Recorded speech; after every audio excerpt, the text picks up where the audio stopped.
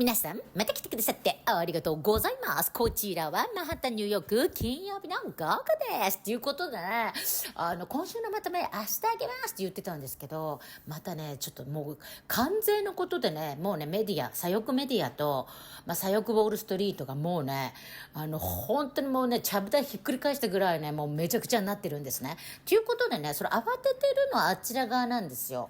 グローバリストプラスメディアプラスウォールストリートっていうことでね、私は期待してるし、労働者の方々はもうやったーよっしゃーみたいな感じで、ローズガーデン、ホワイトハウスのローズガーデンってもうすごい盛り上がってたんですね。ということでね、今日はね、またね、関税について、これはね、皆様ご存知の切れ味最高、関の孫六こと、JD バンスさんを乗っけてみたいと思います。本当はね、イーロンも乗っけたかったんですね。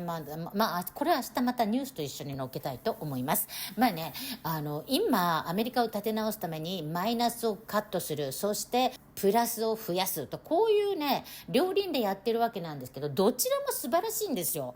もうね、本当にね、頭脳集団ももうかき集めてきたっていう感じなんですね。だから本当に素晴らしいんですけど、あちら側が大慌てっていうことで、イーロンが各省庁に入ってどうやらマネロンからのこういう左翼メディア、左翼議員、左翼判事、こういうところに流れてるんじゃないかっていうのを突き止めかけているんですね。ということでね、希望的観測を持って、イーロンがそろそろ道場やめます的な偽情報を流したんですね。でもそれは偽情報っていうことで、これね、大統領から指名された SGE なんですよ。スペシャルガバメントエンプロイー。特別職の国家公務員。これはね、実際のところ365日まで OK ということで、1年近く働きたければ働いていいよみたいなことをトランプさんが言っていました。ということで偽情報で、イーロンはまだまだこれからも頑張ってくれます。ということでね、今日は JD バンさんを見てください。そして最近大好きな財務長官のスコット・ベステントさんも一緒に乗っけたいと思います。この方は、財務長官でありながら、減税でしょうやっぱりっていう感じで、日本もどこの国でもなんか財務長官っていうと増税増税とか言って庶民からぼったくる感じあるんですけど、この方はもう減税でしょう、減税すればもう元気になるみたいな感じで、やっぱりトランプさんとこの一枚岩っていう感じのやっぱり減税をしていくっていう方ですので、ぜひ見てください。おっとりしてて大好きです。どうぞ。 These are gonna kind of hit each other, right? Explain to us how you get manufacturing here, but also get the cost down for the American people. Well, if you go back a little bit, Lawrence, remember during the first Trump administration, everybody said that Trump's tariffs were going to be inflationary back then. What actually happened?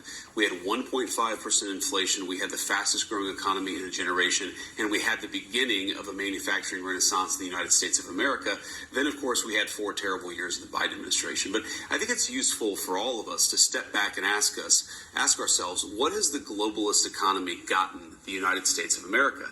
And the answer is fundamentally it's based on 2 principles: incurring a huge amount of debt to buy things that other countries make for us. And to make it a little bit more crystal clear, we borrow money from Chinese peasants to buy the things those Chinese peasants manufacture. That is not a recipe for economic prosperity. It's not a recipe for low prices, and it's not a recipe for good jobs in the United States of America. For 40 years, we have gone down that pathway. We've seen closing factories. We've seen rising inflation. We've seen the cost of housing so high that most Americans can't afford to buy a home right now. President Trump is taking this economy in a different direction. He ran on that, he promised it, and now he's delivering. And yes, this is a big change. I'm not going to shy away from it, but we needed a big change, Lawrence. We cannot keep going down the Joe Biden globalist pathway where we have $2 trillion of peacetime debt and deficits.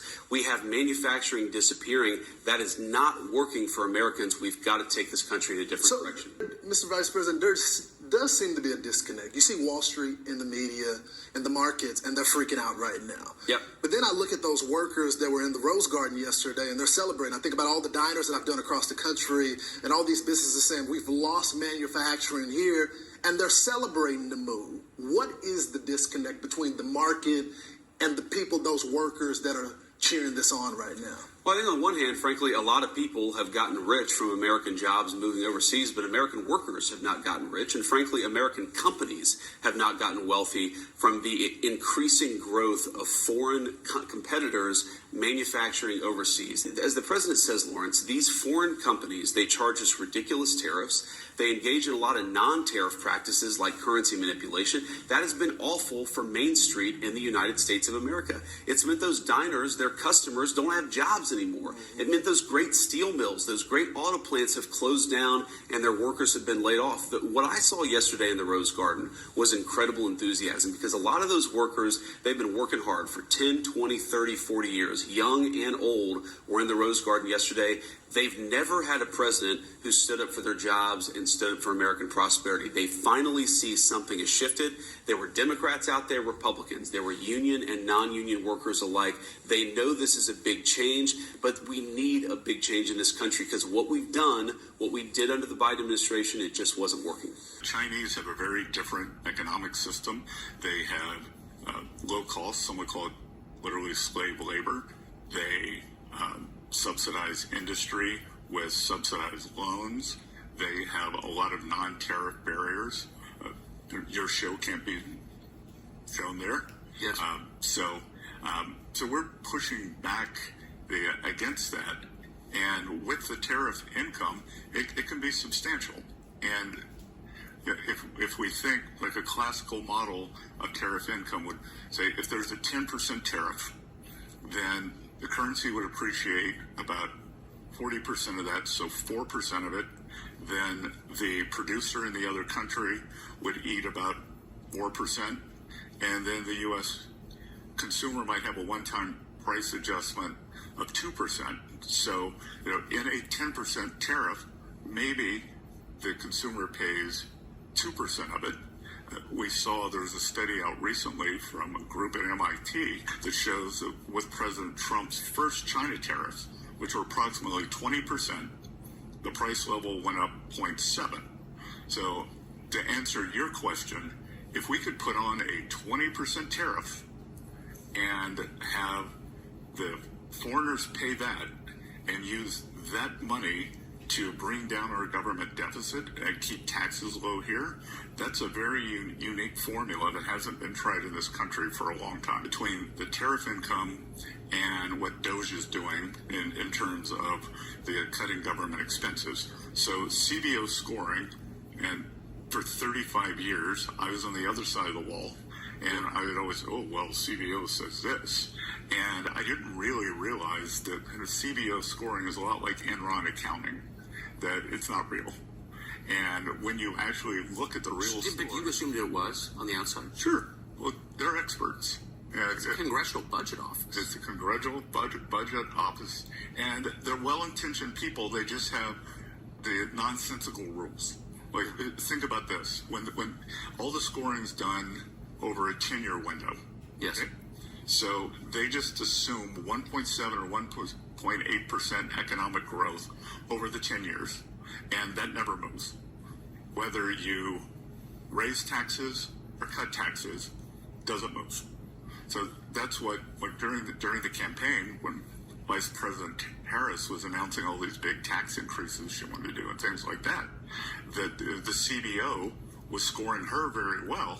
And President Trump wants to make the 2017 tax cuts permanent.